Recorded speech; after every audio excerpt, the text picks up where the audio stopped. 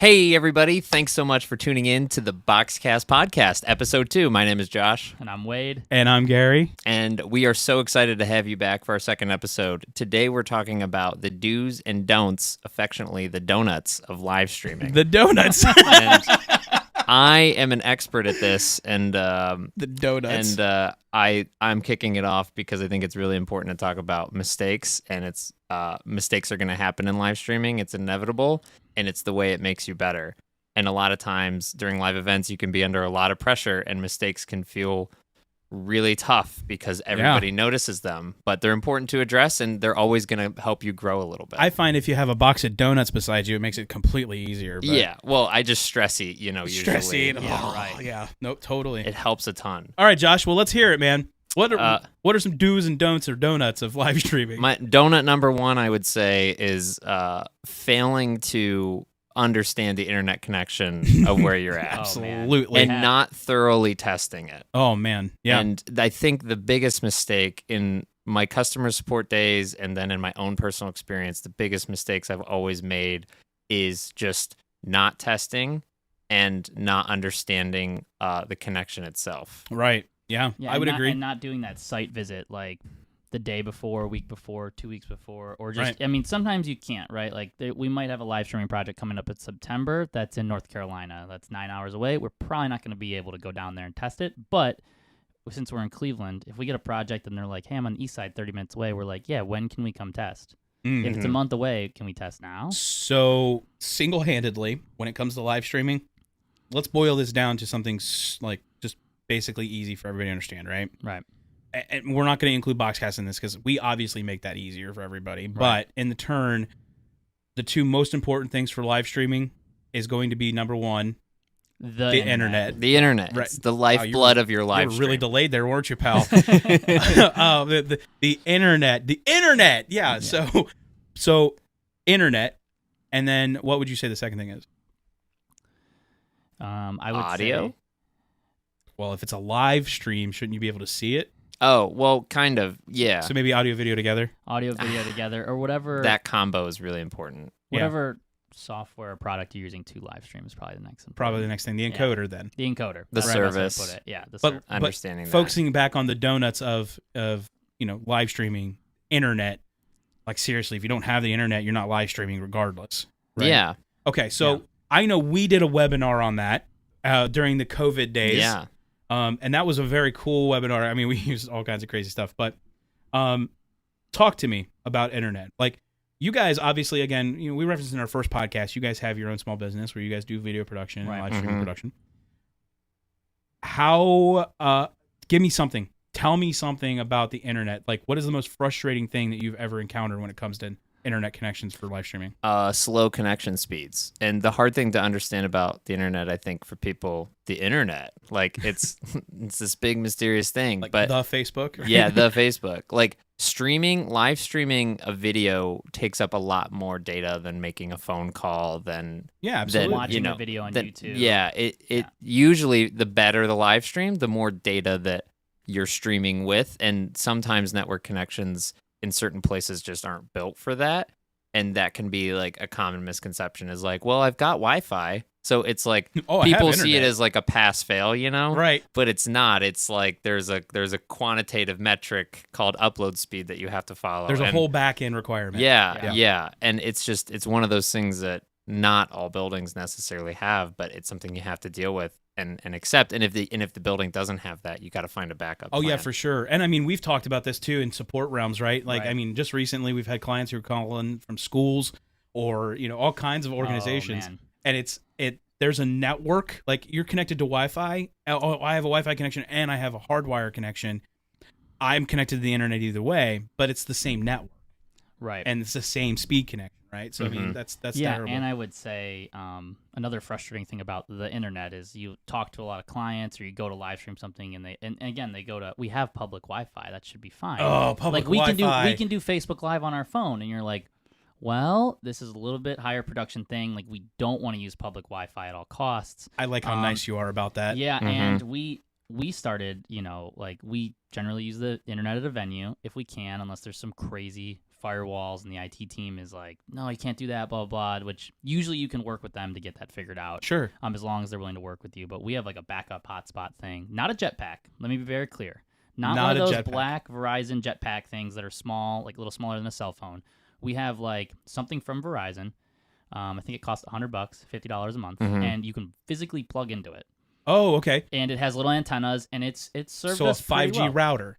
Yeah, like a pretty 5G much. router. Yeah. Yeah, you just pop a like cell phone SIM card in it, which sounds really technical and scary, but it is It's very pretty simple. easy. It I was mean- pretty straightforward and set Yeah. up, but we like that physical connection just because it just, I don't know, usually works better.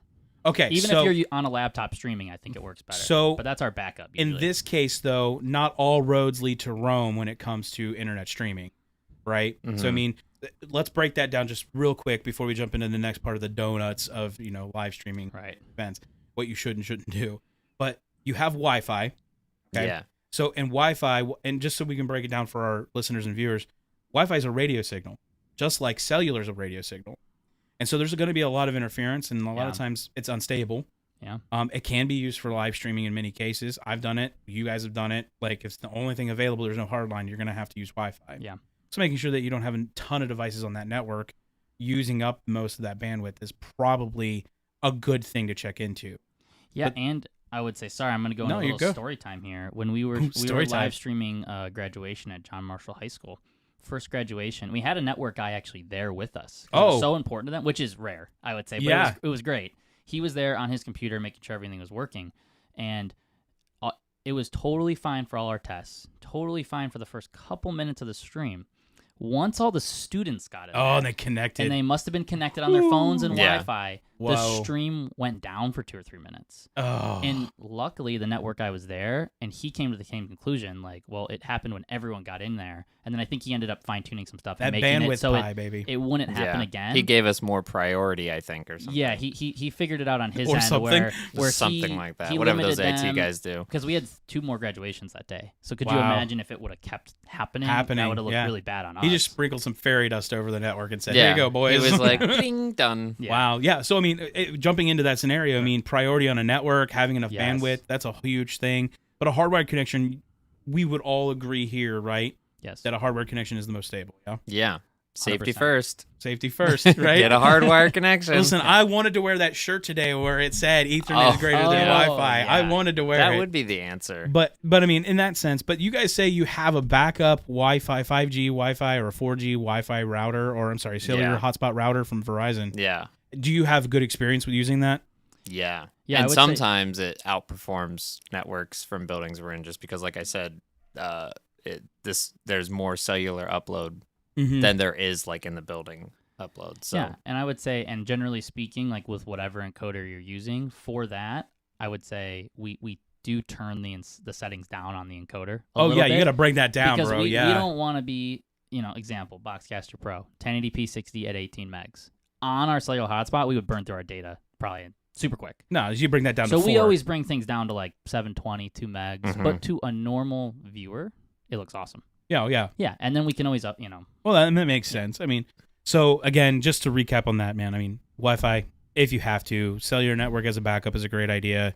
Not through your phone, hopefully. yeah, that's a very good If you can do it, distinction. not through a hotspot if possible. Not through a hotspot on your phone. Yeah. Because I feel like we would get a lot of people in customer support who would want to stream like a baseball game or a softball game. And And they're- they're like, I have a cellular hotspot on my phone. I'm going to connect it to my computer and then I'm Exactly. going to stream. And it's like, that's just not going to work. Well, so there's a good. big difference, and I'll put this out there. I mean, BoxCast has a product called the Broadcaster app, and it can use Wi-Fi signals in the building, and it can use your cellular data. Mhm. But you're not doing a jump. You're not jumping that hotspot. Right. So it's a little different than streaming directly off of the device versus using that device as a Wi-Fi connection for whatever device you're using Yeah. to stream. So right. making that jump. So like I said, I just wanted to recap that because I mean, if that's a do not forget to have good internet connection Mhm. or solid. I mean, we need to make Do sure. not forget to test because Yeah, I test. feel like testing ahead of time. It's like you show up and then you try it before the event date or the live stream date, and then everything else kind of falls into place on like what you need to do to fix it. But Right. I think the biggest mistakes I've made are just forgetting to check it ahead of Yeah. time. Or like, again, if you're streaming to YouTube or Facebook or anything like that, do a test stream before the event. Right. I was Because- just getting ready to say that. because Yep. what happens, especially with YouTube, it's way more common with YouTube. But YouTube, if you've never live streamed on that account before, you there's have so to many wait, things that have you have to work. wait Yeah. 24 hours to live stream. You have So to enable it. I was just working with a client, and I got there. They had an event on Saturday. It was just streaming through YouTube. They had an event on Saturday. I said, I need all your YouTube stuff like a week before, so I can. I probably never live stream with your account. And they got it to me Thursday, and I was like, okay. And I just fire up a stream, instantly got that, hey, 24-hour message, yada yada yada. And I'm like, hey, good thing we did this Thursday. And they were so happy. But if I had never had that experience, I would have went to live stream Saturday. Their stream wouldn't have went live. So we could take that into a whole nother do not forget. do not forget to test, right? So I think that's the number one thing that when I was working in technical support was the aspect that there's a lot of people out there who don't have a whole lot of time to test during the week. Yeah. So we understand the idea here that you have to test that day, which is always a good idea to test prior to the event. Right. And it's okay to test prior to the event time, like on the same day. But the fact that you get a test in, that's the most important key here. Like, don't for sure, because the test gives you everything else. Like, it gives you like, you test your audio within that. You see how the stream sounds. Is the stream loud enough? You test the lighting. Like, you give yourself the opportunity to see and feel what the stream is going to be like ahead of time. Not just the network, but everything else. Yeah, exactly. So what is another? What would you say is another? Well, I'm gonna turn this question to Wade. No, I got a good one for the do's. Oh, for the do's? For the do's, yeah. So, something you'd want to do, and I'm talking more from for my video clients, at an event. I would say, I hope I get the saying right, but you want to under promise, over deliver. Yeah. Is that the right thing? So sometimes, like Josh and I will say, most of our like contracts will have like 2 cameras in it. And so we'll have 2 cameras, yada, yada, yada, whatever. But when we get there, we'll say, okay, we could set a 3rd camera up if we have time and we test it and all that stuff. So we'll set that 3rd camera up, set that extra microphone up, whatever. And the client is always so happy with us. And when we show them like, oh, we set this other camera up because we thought it would be a good idea, they're like, oh, you're the experts. You get it. You're adding value. You're adding more value to your services, even though you kind of already knew in the back of your head, like, oh, we should set the Sony action cam up on the stage to show everyone. I think the best angle, that's a good example of that, which is never promised but then delivered, is like the behind the stage shot or like a crowd shot. So you see all the traditional ones, you see all like the wide shots and the close-ups and the medium walking shot, but you don't always get to see the crowd. And I think if you can find a way to hide the camera behind the podium or whatever, and get that shot, it's cool, because then it's like, oh, that's what it's like to be on stage. That's what we call a BoxCast the wow moment, right? Like, wow, that was really cool, right? That immersive feel. But so I mean, okay, that's great for a do. I would say flip that to script. Do not overpromise. Yes. Yeah. Do not be like. Do not overpromise. We can do 6 cameras, and like you're like, but we don't even have 6 cameras. Yeah. Well, we're gonna use all iPads and some weird security camera. Keep it realistic. Keep it realistic when you're setting up setup. Keeping it realistic. Yeah. Okay. So what's another one? Do's or don'ts? I don't care. We're on the boat now, bro. Like we're just going through all of. It's a little tugger, bro. Let's go. Do not underestimate good lighting. Oh my gosh. Okay, listen. Lighting is more important than.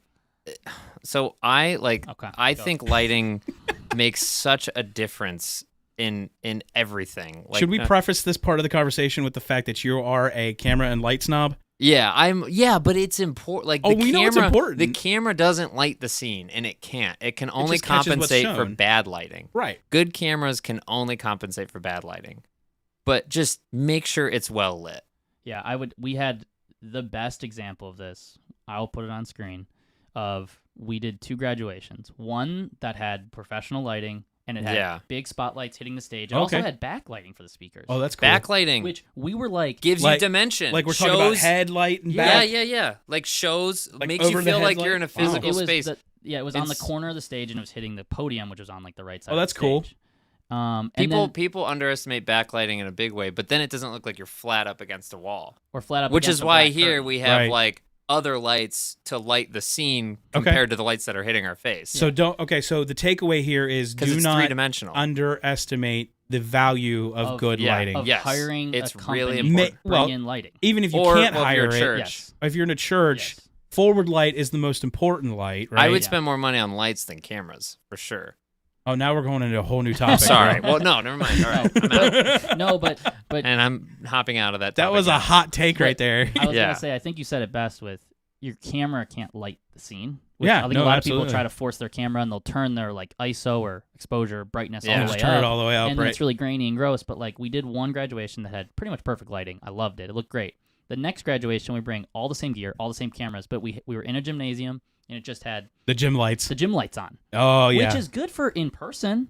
But like it looks good when you're there. but the camera angles were like, this is so grainy. It's flat. It's Yeah. grainy. Flat, grainy. Yeah. Yeah, we had to like It's switch sad. up our setup to make it look okay. And they're those super lights where you turn them on and they take like an hour to warm up. Yeah, right? and they hum Yeah. and buzz, but it's Yeah.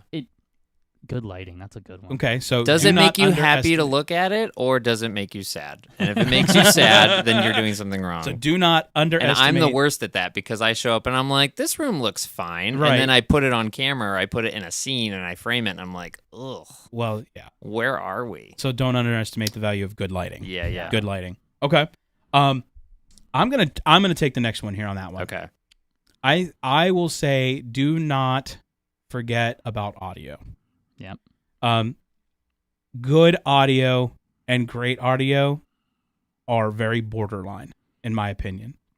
Having good audio is just a representation of good production, Right. even if you have like no budget, right? Yeah. But good audio would be making sure that the volume is clearly at a good level. It's not clipping. And for anybody who doesn't understand clipping, who's listening and watching this, clipping is basically where you're exceeding the capacity of whatever you're talking or using. The audio is getting very distorted. Very distorted. It sounds crunchy. It sounds like it's hitting a ceiling and you can't get past it and it's just stopping. Yeah. It's like one of those crash test dummies, in a car when they just, have you seen those videos like where they're running them into the wall Right. to test something? Yeah. That's exactly the way audio, like, right? It's just Yeah. completely crushed.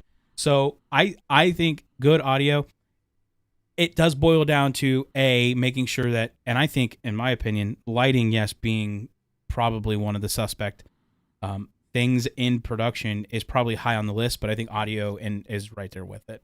Right. I think it's got to be. Well, You can't hear the broadcast. You and can't good hear the stream. audio and good lighting aren't even that expensive. No, they're not. No.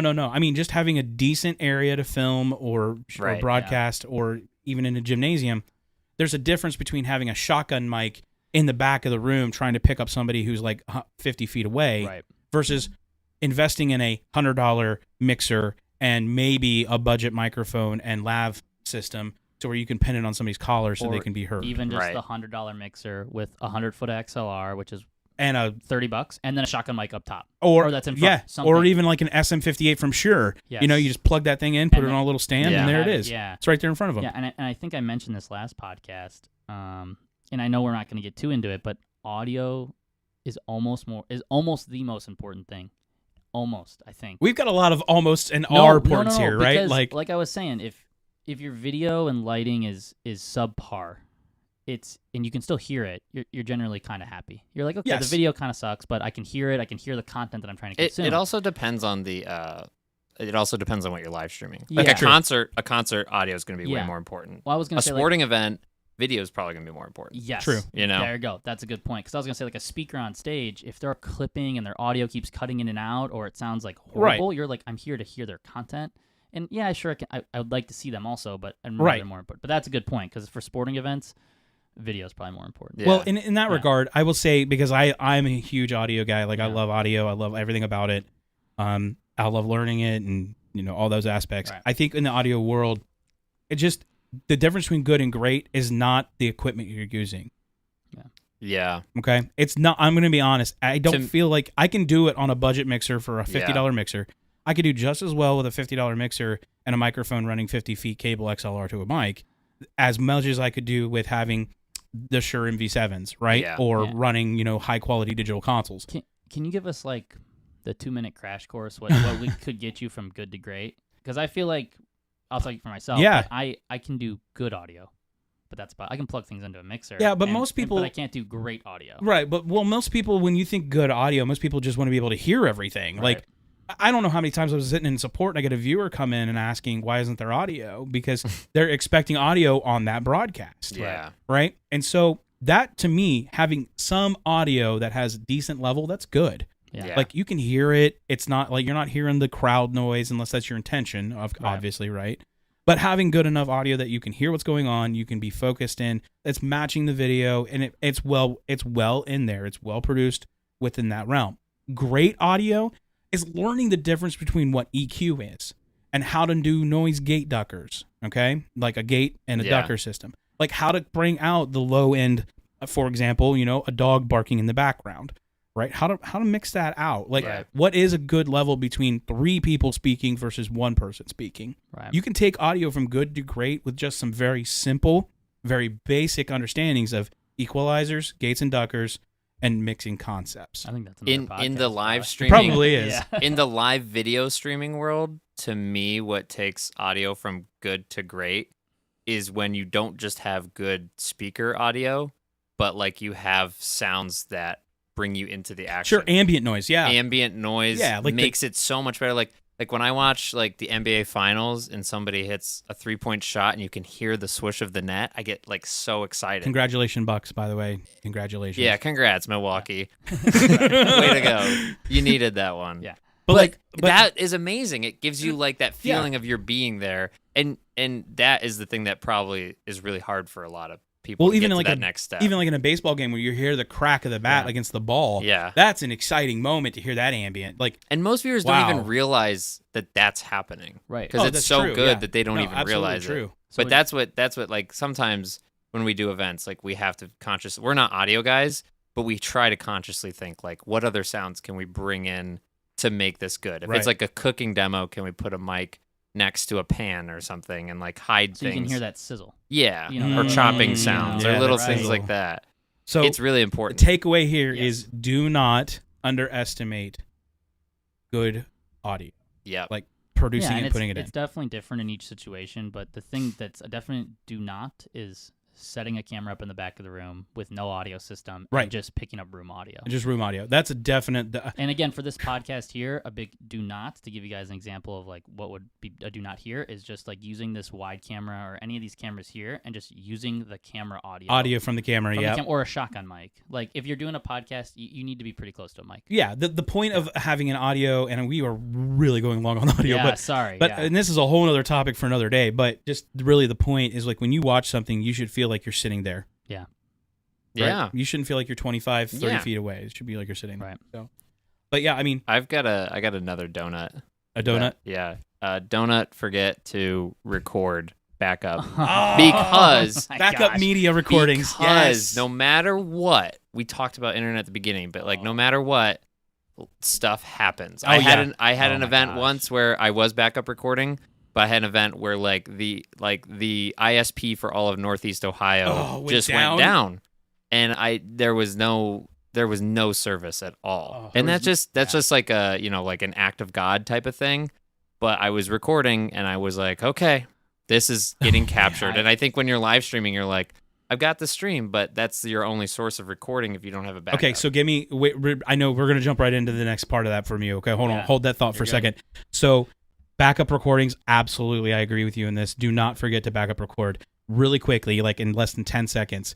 Best media for that. External hard drive, SD card, what are you thinking? Pop an SD card in the camera at minimum. And record from there? Even if it doesn't have mixed, just get something. Get something. Okay, that's good. And what Wade and I will do, if it's a certain type of job, is we'll run the audio mix into the camera and then out to other things. So you're splitting audio into a single camera setup for whatever reason. And we have reason. our backup audio on the same camera that we're recording to, or at, again, a bare minimum, hey, there's this speaker right here. I'm just going to move the camera a little closer to it. I'm going to hit record, and at least the speaker volume coming out is hitting the camera pretty well. So you're like, if I had to use it, you're getting something. You're getting something. Yeah. Wow. Yeah. Wow. Okay. So I think with the do nots and the do's, I think we pretty much covered a good base of them. But I have one do that I think is going to be imperative, and this comes with a little bit of an experience behind our live streaming. Experience. If you are live streaming, I think do your research for the best platform to live stream on.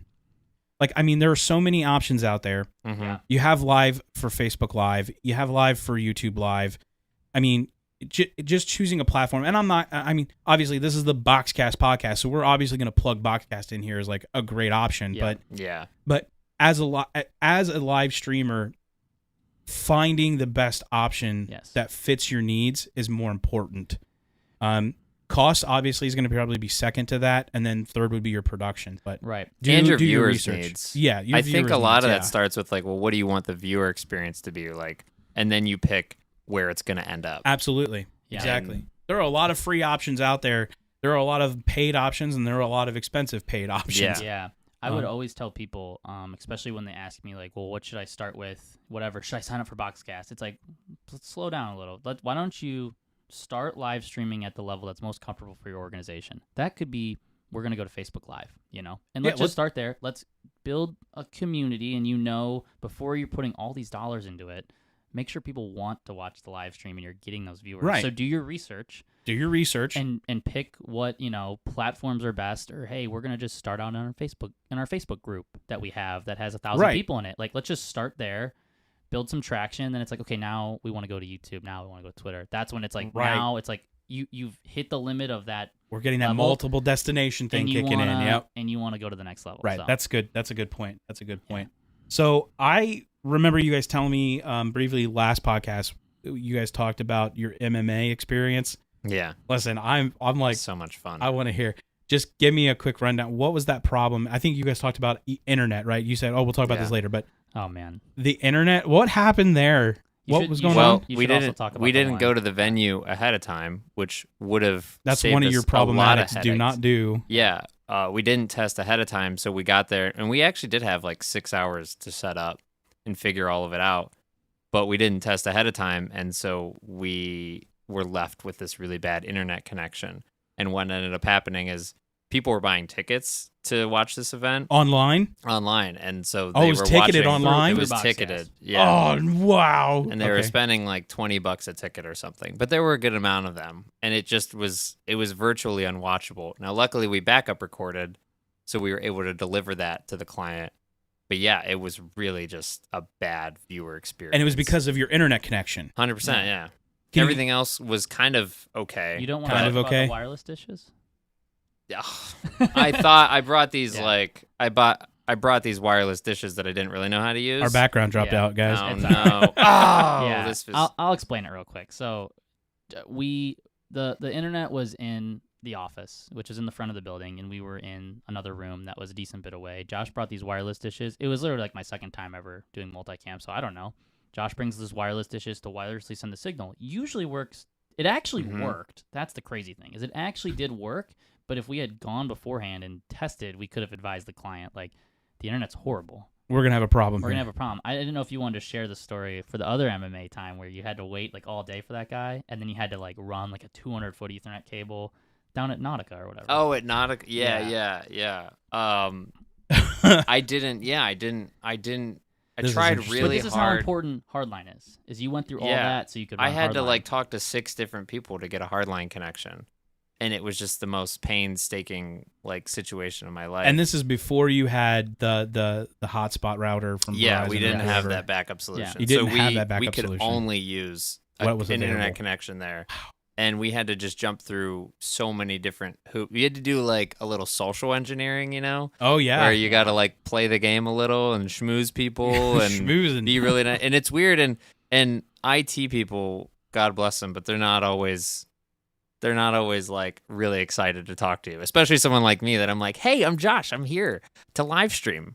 And they're like, oh, they're like kind of annoyed, maybe. Well, that's because you don't know anything about networking. Yeah, they know I don't know. Yeah, you're not an IT guy. They can smell it on me. They're like, I can smell the fear. Like, this guy's dumb. Yeah. And so that's just what happens is like you have to kind of learn to ask over and over and over and over. You can't be scared. That's a weird. You can't be scared to be very forward and direct. Like, this is what I need without being mean. Can we make this happen? Can we please make this happen? And asking as soon as possible. And here's a 50. Don't wait to the last. Yeah. Here's some money. Here's a cash. Like, I got a Chipotle card that's got like $8 left on it. And we have to be, again, when we're going to a new venue for the first time, or even going to the same venue again. Right. We have to be very persistent with their network team. One of the graduations we streamed, I know with working with schools and stuff, there's always multiple teams involved and everything. But I remember you had sent like 4 or 5 emails to this guy, and he just never got back to you. But then when you met him in person, he was awesome. He was really nice. It was just one of those weird communication things where like Josh is trying to get a hold of him, and then we get there and He we're just like, we don't never really know wanted what to we're gonna respond to me. do. Right.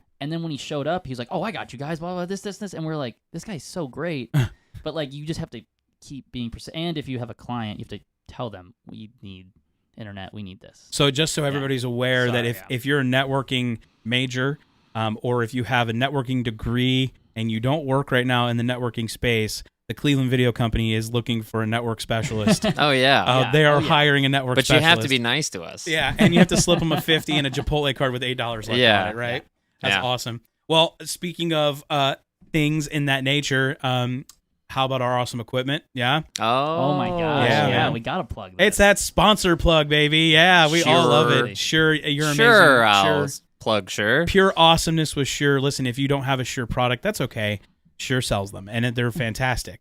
They're a great microphone. MV7s are really good. We got some really nice 215 in-ears and some SRH 840s. That's what we're using. So, Shure, we're thankful. Thank you so much for sponsoring this podcast episode here. And Wade and I, from every single product I've used from them so far, it's top notch. I didn't even really know a lot about them, but I feel like they're better than anything else we've ever used. Even their low-end stuff, man. I mean, even like their $50 or $100 stuff. The simple stuff Some of the simple still stuff really is good. Just, I think they pride themselves on having good quality things. Yeah, in every category. Right. Every price range. Yeah, so I love it. I love it, too. It's been great. It's awesome. Sure is great. I was gonna say we have a couple different lav kits. We always pick the Shure one first. Absolutely. It's just because it's the best. I actually pulled this out when we got it like 2 weeks ago, and I had a job to do some voiceover recording. I'm not a voiceover artist, but I just had to do it. Really? You know? We couldn't tell. Yeah, right? If this isn't annoying enough already. But I pulled out the mic, and I was like kind of in a time crunch, and I was like, all right, here we go. Let's see what it does. You went USB? It in.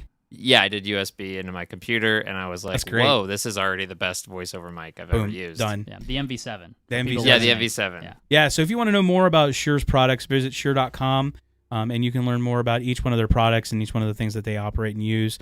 BoxCast, we'll have a description in our description of our podcast and our video episode here of what we're using currently in camera equipment. They're really easy to use. Yeah, they're super easy. That's what I like. I mean, the quality's amazing, like I said, but everything I've used has been easy. And I always expect audio stuff to be too hard for me to understand, but so that's why you have me, Josh. It's really most audio stuff is really difficult for you to understand, but that's okay. That's all right. That's why you have people and you collab on that. So, well, listen, because we're talking about our podcast equipment, I thought it would be a good thing to talk about podcasting. Whoa. Yeah. Okay, so that's meta. I know, right? This is getting crazy. That's really deep, bro. Yeah. So the question that I'm going to pose to you, you don't have to answer it in full, but has your experience in the podcasting space, I know we're just our second episode deep, but everything that we've had to pour into this podcasting stuff, how do you feel about it? Has it been worth it thus far? Oh, yeah. I'm having a lot of fun. You're having a good time? Yeah. You look like it. I think the first episode I was like a little thrown off because I wasn't presenting something and I didn't know how to be casual. Which is really Get the slide deck up. Yeah. I feel like I need to give you a webinar. Like you don't understand, friends. Like we're serious here. Like we've had to convince him he didn't need a slide deck for this. Josh works and obviously Wade. They're both videographers, but Josh primarily has done a lot of webinars, a lot of tech tips. Yeah, and he uses a lot of slide decks, a lot of graphics to help with getting his point across.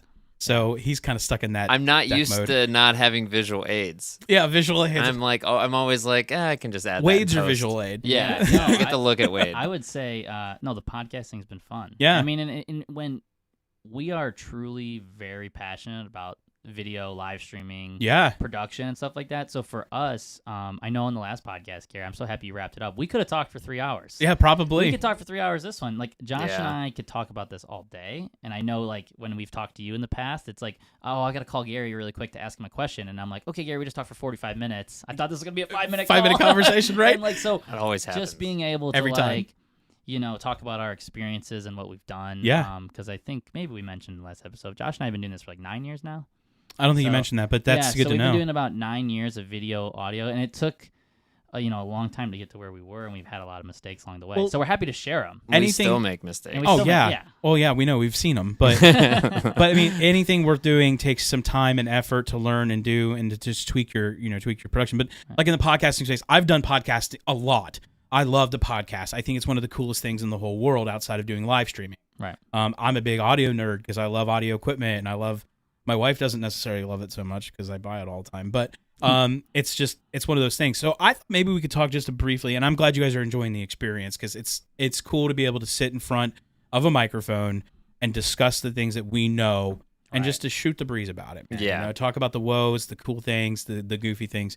But in the podcasting space, let's just give a quick brief overview, okay, of what we have gone through so far to make this happen. Okay. So about a year and a half, 2 years ago, we talked about having a podcast. It never came to fruition because we're just so busy. It's a lot of work. It is a lot of work. It's a lot of work. But the last recently 2 months, we decided to take this on as a really cool project for our company and for ourselves. And I think outside of planning topics and details, this whole space has been a work of love, Yes. right? Yeah. So run me down here. Even finding the right table, which Oh, yeah. luckily was at the Find office. it. Yeah, Yeah, it was we at the just- office? We kind of Yeah. stole it. Thank Thank kinda you, Sam. still- Thank yeah, you, Sam. Thanks, Sam. But just finding the right table and then the right space where the three of us could sit and also feel immersed with each other, like Right. we're talking. Yeah, Not- totally interacting with So- each other. Yeah. Absolutely. So, I mean, in the podcasting world, I think as I have done it quite a bit, there's obviously podcasting is primarily audio based. Yeah. So video podcasts have become a little bit more commonplace, but they're not like widely accepted yet. And with Apple's recent addition to making podcast subscriptions paid, that's going to open up the whole space for video podcasting Absolutely. on a whole new level.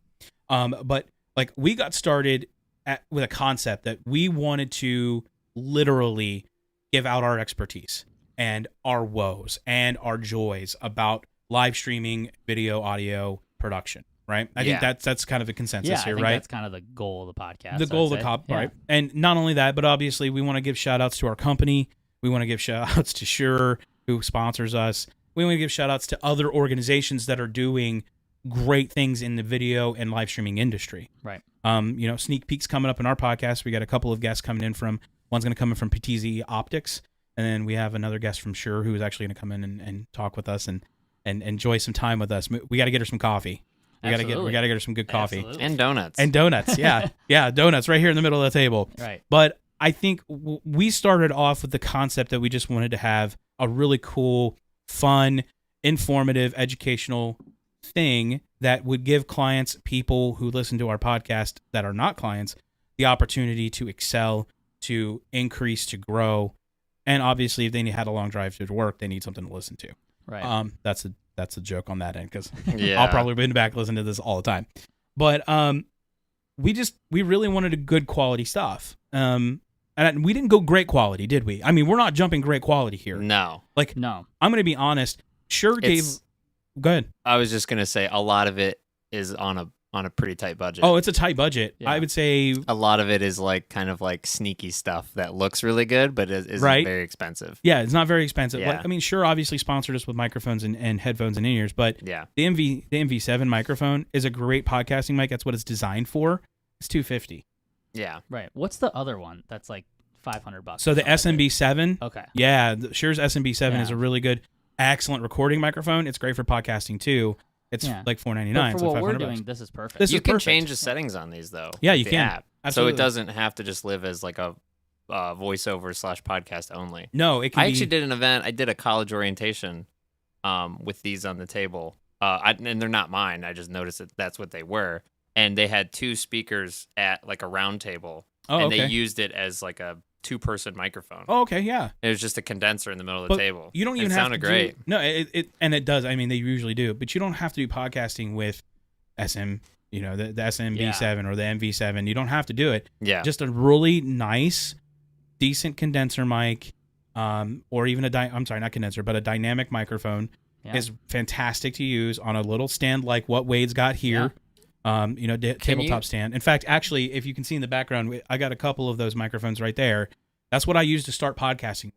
Yeah. Can you explain why it's important? Because I think like everybody hears the sound, but like, can you describe why it's different than just taking a shotgun or a lav? Yeah, because the thing with podcasting is because primarily it's only audio, you've got to have exceptionally good volume, exceptionally good tone, exceptionally good like structure in that audio, so it doesn't sound like you're 15 feet away or 30 feet away from the room, right? Oh, okay. So because primarily podcasting is listened to most of the time, not just viewed in turn, it's important that your audio is well up there. And even just in that case, recording your audio is 90% of the problem. Like, it's okay to record like, I mean, in the old days, people would be recording their shows. They'd be hitting the play record button on their tape cassette, right? Right. And they're talking into it. I mean, that's a little jank. Back in the day, that's what they had. Yeah. But now, recording into a computer, I mean, seriously, you could set up a whole podcast system on your laptop for less than $600 or $700. Yeah. And be going. Even the Snowball microphones that are made for podcasting, that are USB in, Right. they're like $50 or $100. You just set that down and you're talking into it. You can start a podcast very quickly. And I was going to say on the video side too, let's say you're already doing a podcast and you're like, how do I do video? Use your phone. Yeah, use your phone. Just use your phone. Tripod it up, little desktop tripod. Set it up on something and let it hit you. And focus on lighting and audio, and then just let the camera do the work. Let the camera do the work, right? Exactly. Yeah, let your iPhone 10 do the work. I mean, like I used to edit a podcast for a client, and they just did it all on their phone. They had nice mics, but they just the video was on their phone, and they push it out to like 20,000 subscribers. I mean, and it looks fine. I'm gonna pull something up right quick here for you, so you guys can understand, because I think it's important to understand that in podcasting, the statistics should speak for themselves, right? The statistics alone should speak for themselves, and if it would actually let me do it, that's what happens here. But maybe I'm not going to pull it up. Sorry, guys, I'm not going to pull it up. It's just not working. Oh, you want to know why? Clements, you got to fix your Wi-Fi, bro. What? Oh, we didn't test the internet. No, we didn't test the internet. That's all right. Anyway, I had some statistics I'll pull up. It's not pulling up for some reason. I had them up there a minute ago. But anyway, you can look up those national statistics for the United States, and like they're astronomical. I mean, almost over half of people that were surveyed in these statistics know what a podcast is, and almost 3/4 of them listen to a podcast. That's interesting. Right? Yeah. It's very conceptually, it's like, whoa. Like, why wouldn't you start doing a podcast? But you don't need very much to start one. Yeah, and this is a little bit of a shameless plug on the BoxCast side of things, and I think, Gary, you can probably talk to this best, but sure. Every BoxCast customer, if let's just say you already have content, you can turn all your broadcasts into a podcast. Yes, you so can. like you might not even need. Let's just talk about maybe the church space, because that's, I feel like that could be a good example. That could be a better example because example. it's consistent. It's every week and stuff like that. Like if you're already doing the service and you're using BoxCast, you can take that broadcast already, without having to like do a ton of work. Absolutely. You can every single week. Once you set it up, you can put it in the channel and say like, "Hey, make this a podcast every week." And maybe someone, again, "Hey, I'm driving to work. I can listen to the service." I wasn't able to attend that Sunday, but I've got a long trip ahead of me. Just starting the podcast and making that content available, people will listen. Yeah. So to speak to that point, like getting started, there's a couple of things you will need down the line, right? You're obviously going to need a microphone. You're going to need to record it. You're going to need a way to edit it. Okay. So I'll give you exactly what we use. We use MV7s, all right, which is from Shure. Yep. Easy peasy, right? Good. Yep. I use a MacBook Pro, 13-inch, 2017. I'm running Logic Pro X on it, which is doing all the side recording. Yeah. And it's going to do all the side editing. It'll do all the side EQing. From there, we're going to use a podcasting hosting service. Yeah, this is what I'm most actually excited about, because to be honest, right, I got this stuff down. I don't understand know that what part. happens next. Right? Yeah. Where does it go? I'm like, okay, so I think I can get it on Apple Podcasts. Yes. But Spotify? How do you do that? How do you do that? Right, yeah. So, this so is the where most interesting concepts, right? You need a hosting service of some sort, because you don't want to, it's a lot harder to host it on your own machine and try to pull and build RSS. You need somebody who's done it already. Right. And that's primarily what podcasting is RSS feeds.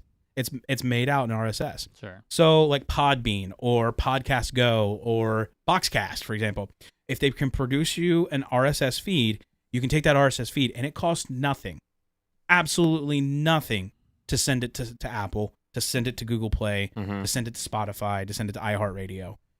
In fact, why is it so okay? why is it so complex?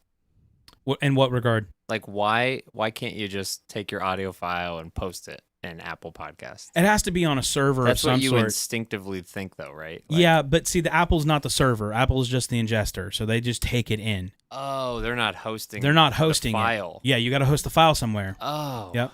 That's that just- wow. makes more sense. Yep, you got to Now host I the get file. it, So 'cause like, people are so accustomed to like YouTube. Oh, I have yeah. the video file. Hosting. I just have to slap it Yep. into YouTube. but see, that's the thing with YouTube. YouTube, when you put a video file on there, they're hosting They're it hosting it. and they're They're- displaying it. Oh, so Apple's like, Apple and Spotify are like, we are not going to store It's your two stuff. completely different scenarios there. Yeah, absolutely. Oh, It's the thing with like BoxCast. BoxCast does it all. Yeah, host Access it. We host host the it file. Yeah. and we can display it. Yeah.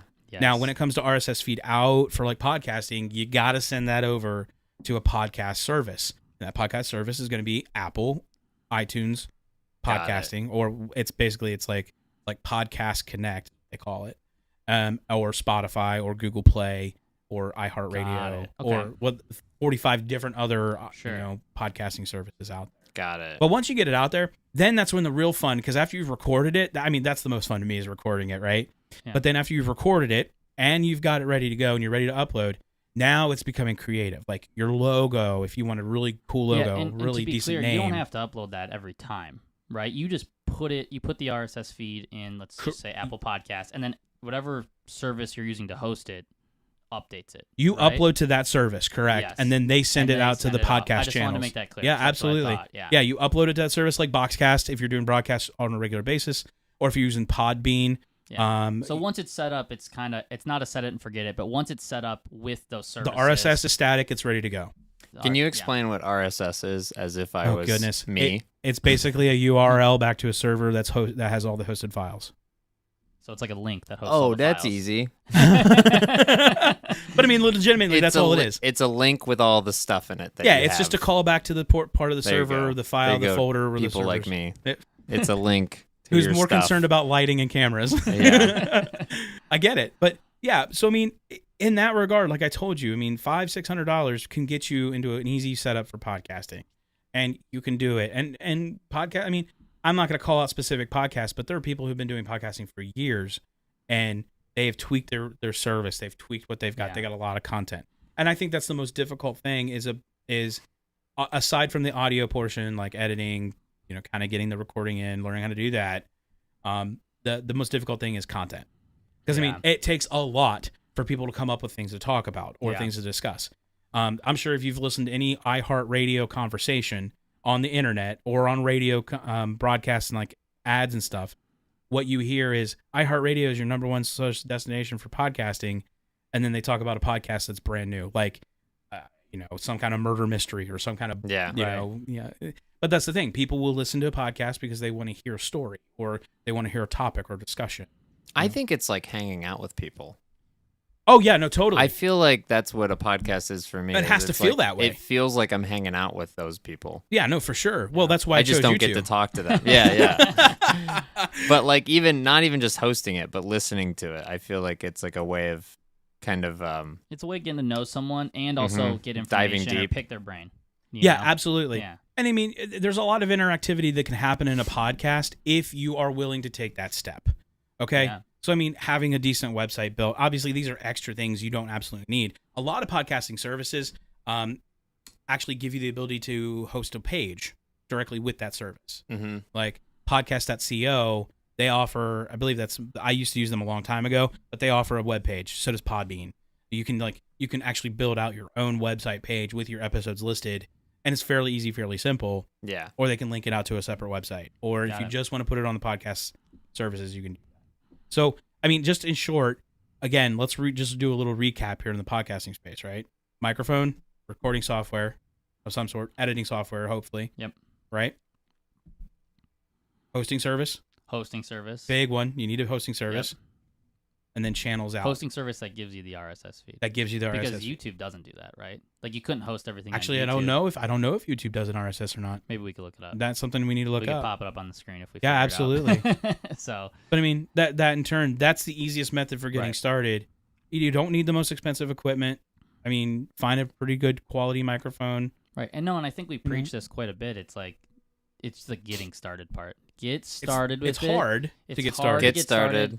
But Accept it's going to be goofy at first. And then know it's going to get better. But you don't need to go crazy on all the No! equipment to start. That's like for this podcast here, like in full transparency, we have 3 different kinds of cameras that are recording us full right transparency, now. yeah. And initially I was like, no, we need to have the 3 same cameras so they all look the same, they're all whatever. And I'm like, no, Wade, we need to tone it back, come back a little bit. Come back. Let's just get started. Take with a step. What we have. Yeah. And then in a couple months, maybe when we're like, we're rocking and rolling and we're on episode 15 and we're still doing this, like we can maybe, hey, we want to use these other cameras and change the look a little bit. Right. And we've hit season 2 and our marketing team budget has increased and we're allowed to buy, some decent. No, sometimes I think when you overinvest in equipment, then you like underinvest in the messaging and the story too. The content and and the production version of it. Yeah, absolutely. Like I agree. some of my stuff on YouTube that's done better is when I just was a little more relaxed and didn't overproduce it. Yep. And it was just more digestible because I wasn't thinking about equipment. I was just thinking about getting it done and doing it and what you wanted it to be. And that's what I was saying is like, if you don't have a camera, but you're doing podcasting and you want to start videotaping it, use your phone. Yeah. For a couple. Start it. And if people are like, oh my God, we love that we can see it now. This is great. You're like, okay, well, maybe now I can They think made about buying a camera. GarageBand for the iPhone, for goodness sakes. Yeah. I mean, you can record right into your iPhone. So just some things for people who want to get started in podcasting. Again, we'll have a list of description information about what we use, why we're using it, and how we're using it in that regard. But I think it's think about that time, boys. It's about that time. About that time. This has been fun. It has been fun. Episode 2. Yeah, episode 2, man. Well, listen, I do want to give a plug in here for BoxCast. We have to. It's our company. Absolutely. We love working for them. It's a fantastic product. If you've never live streamed before or you're having issues live streaming and you're looking for a good service, come over to BoxCast. We have a 14-day trial right now. You're more than welcome to jump into that. It's boxcast.com/trial or try free, I think it is. Just search boxcast.com. It's right there on the website. Right. And we're more than happy. Our excellent world-class technical support team can help get you started and get you going. They're really nice. They'll answer the phone. Clements knows. That's the thing. Our support team, you can call and they will call. answer, They which answer. is great. And when we have chat, and they will chat back. Come so on, guys. like Come to the best BoxCast. thing. Call us and we'll answer. Yeah. Right. Yeah. It's like a we'll Motel hang out 6 with commercial you. right now. Right. Yeah. So, again, man, thank you to Shure, our sponsor for all of our equipment. I'd like to say, again, thank you to Kevin Kletzer, our producer over there on the side.